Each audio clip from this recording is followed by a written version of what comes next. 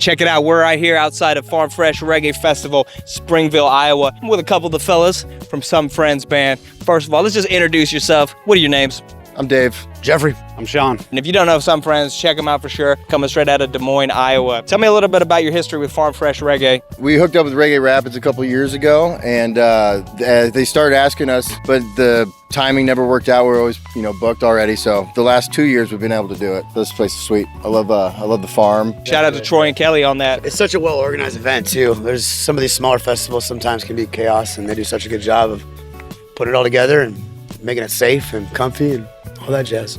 Describe to me in your own words your music. How about Sean? You answer this one. They just brought me in actually back in March, so Rewind. No, I could describe it. I mean, you take that reggae vibe, drop it down fat, and get everybody shaking their butt, but add some grit to it like the Midwesterners do.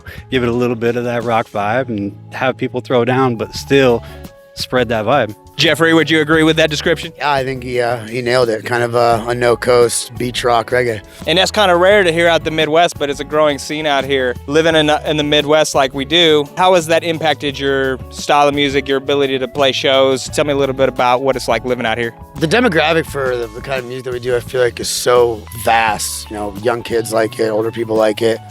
We play some slower stuff, some faster stuff. There's hopefully something for everyone when you go through our catalog.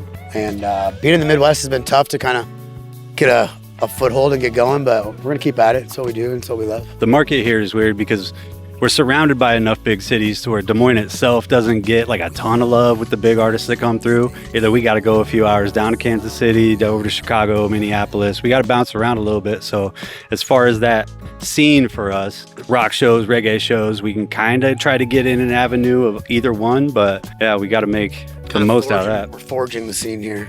There's not a lot of bands that play reggae in the Midwest. So it's hard to set up shows sometimes with similar artists because there really aren't any. It also kind of gives us a corner on the market though. If people do want reggae rock, there's only a couple of us around. Well, like I said to you guys when we were talking there, I mean, I knew you guys from just listening to your music, like streaming it, but seeing you live far exceeded my expectations, even better than I expected. So I was jamming. Thanks, hell yeah.